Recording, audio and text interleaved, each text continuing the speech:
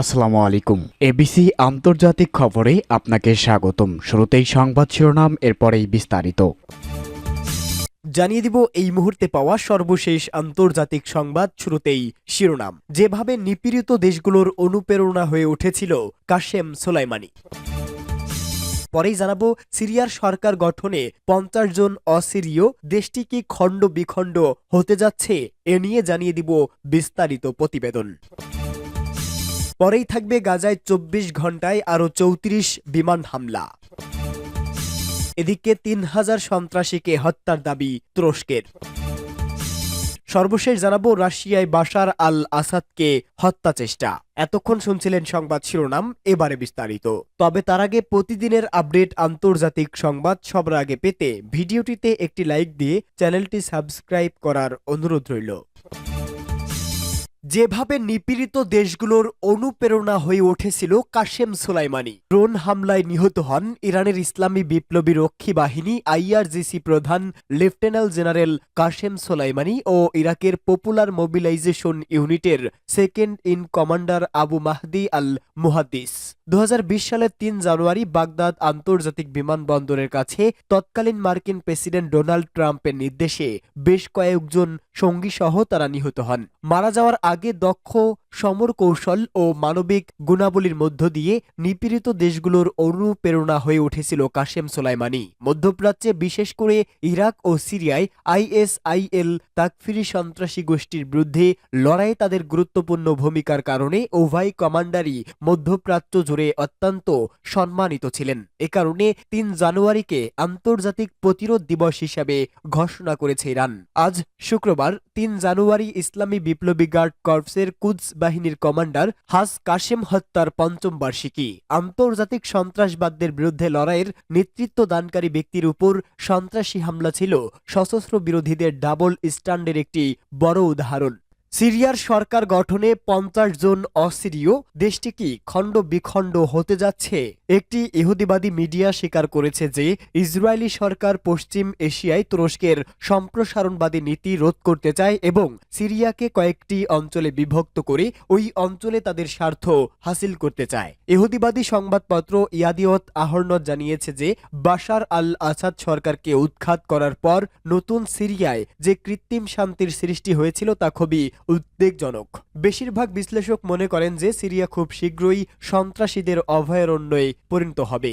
এই ইহুদিবাদী পত্রিকাটি মনে করে সিরিয়ার সশস্ত্র বিদ্রোহী দলের নেতা আবু মোহাম্মদ আল জোলানির বক্তব্য, যিনি প্রতি মুহূর্তে নিজের অবস্থান পরিবর্তন করেন এবং ধীরে ধীরে সামরিক ইউনিফর্ম থেকে স্যুট এবং টাই পরা ব্যক্তিতে পরিণত হন, তাকে বিশ্ব এবং অবশ্যই ইসরায়েলের জন্য এত গুরুত্বপূর্ণ ব্যক্তি হিসেবে বিবেচনা করার কিছুই নেই। অন্যদিকে রাজনৈতিক বিষয়ের বিশ্লেষক আব্দুর রহিম আনসারিও বর্তমান সিরিয়াকে সম্পূর্ণ দখলকৃত দেশ হিসেবে বর্ণনা করেছেন। সিরিয়া দখল করা হবে কিনা এমন প্রশ্নের জবাবে আনসারি এক্স সোশ্যাল নেটওয়ার্কে লিখেছেন, সিরিয়া দখল করা হবে না, দেশটি এর মধ্যে দখল হয়ে গেছে।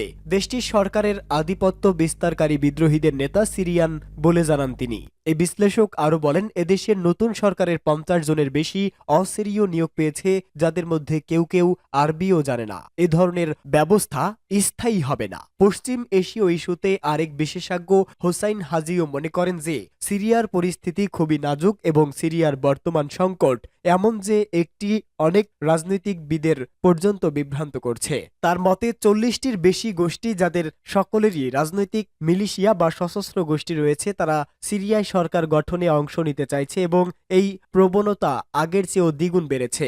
রাজনৈতিক বিষয়ের বিশেষজ্ঞ সাইফ আল রেজা শাহবিও জোর দিয়ে বলেছেন যে আমেরিকা ইসরায়েলের অন্যতম কৌশল হল আরব ও মুসলিম দেশগুলোকে বিভক্ত করা এবং এখন ওয়াশিংটন ও তেল আবিব সিরিয়াকে বিভক্ত করার কাজ সবচেয়ে ভালো অবস্থানে রয়েছে। গাজায় ২৪ ঘন্টায় ৩৪ বিমান হামলা। ইসরায়েলি সামরিক বাহিনী গত ২৪ ঘন্টায় ৩৪ বিমান হামলা চালিয়েছে। ফিলিস্তিনের গাজা উপত্যকা জুড়ে নিরস্ত্র বেসামরিক লোকদের লক্ষ্য করে হামলা চালানো হয়। এতে ৭১ ফিলিস্তিনি নিহত এবং কয়েক ডজন আহত হয়েছেন। এক বিবৃতিতে মিডিয়া অফিস বলেছে, ইসরায়েলি বিমান হামলা বেসামরিক নাগরিকদের এবং অবকাঠামোকে লক্ষ্য করে হয়েছে। এই কাজ ভয়ঙ্কর অপরাধ। দখলদারদের অন্ধকার রেকর্ডে নতুন ঘৃণা যোগ হলো। আরো বলা হয়েছে, ইসরায়েলি সেনাবাহিনী চিকিৎসা ও বেসামরিক প্রতিরক্ষা দলকে ঘটনাস্থলে পৌঁছাতে বাধা দিচ্ছে, মৃতদেহ সরিয়েও নিতে দিচ্ছে না। ফলে ছিন্ন ভিন্ন লাশ রাস্তায় ছড়িয়ে ছিটিয়ে রয়েছে। বিশেষ করে গাজা এবং উত্তর গাজার পরিস্থিতি খুব ভয়াবহ। গাজায় অবিলম্বে যুদ্ধবিরতির আহ্বানে জাতিসংঘের নিরাপত্তা পরিষদের একটি প্রস্তাব সত্ত্বেও ইসরায়েলি সেনাবাহিনী হামলা অব্যাহত রেখেছে। 2023 সালের 7 অক্টোবর হামাসের হামলা শুরুর পর যুদ্ধে ফিলিস্তিনি নিহতের সংখ্যা ছাড়ালো 45,600 জনে, যাদের বেশিরভাগ নারী ও শিশু। যদিও ইসরায়েল দাবি করে আসছে হামাসের সন্ত্রাসী ঘাঁটি লক্ষ্য করে অভিযান চালাচ্ছে, এতে হামাস যোদ্ধারা নিহত হচ্ছেন। যোদ্ধারা বেসামরিক লোকদের মধ্যে অবস্থান করায় বা তাদের মানবঢাল হিসাবে ব্যবহার করায় হতাহতের সংখ্যা বাড়ছে। কিন্তু আন্তর্জাতিক বিভিন্ন সংস্থা ইসরায়েলের বিরুদ্ধে বহু প্রমাণ উপস্থাপন করেছে, যেখানে ইসরায়েলি বাহিনী বেসামরিক লোকদের লক্ষ্য করেই সুনির্দিষ্ট হামলা চালায়।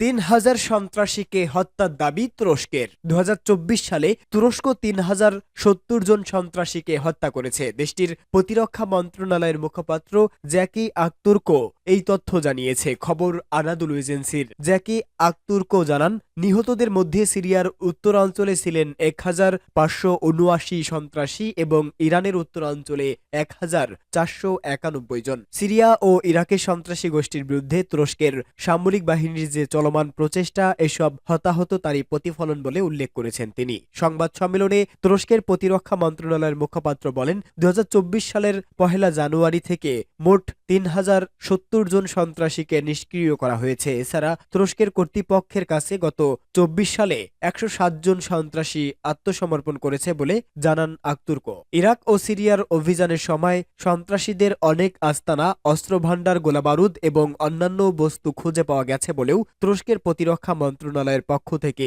বলা হয়েছে। আকতুর্কো জোর দিয়ে বলেন, সন্ত্রাসীদের একদম নির্মূল না করা পর্যন্ত আমাদের লড়াই বিনা বাধাই অব্যাহত থাকবে।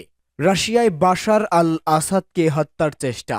সিরিয়ার ক্ষমতাচ্যুত প্রেসিডেন্ট বাশার আল আসাদ পালিয়ে রাশিয়ায় আশ্রয় নিয়েছেন। সেখানে তাকে হত্যা করার চেষ্টা করা হয়েছে। যুক্তরাজ্যের সংবাদ মাধ্যম দ্য সান জানিয়েছে, গুপ্ত ঘাতকেরা বাশারকে বিষ প্রয়োগে হত্যার চেষ্টা করছে। দ্য সান সংবাদটি প্রকাশ করে, তাতে বলা হয়, আসাদের স্ত্রী ব্রিটিশ বংশোদ্ভূত আসমা ডিভোর্স চাচ্ছেন, এমন গুজবের মধ্যে চমকে দেওয়া একটি তথ্য আসে।